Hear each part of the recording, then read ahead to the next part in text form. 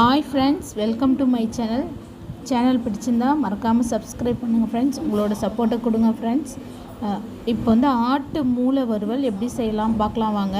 முதல்ல அடுப்பத்தை வச்சுட்டு கடாய் வச்சுட்டு எண்ணெய் ஊற்றிட்டு ஆட்டு மூளையை கழுவி அதில் போட்டுருங்க.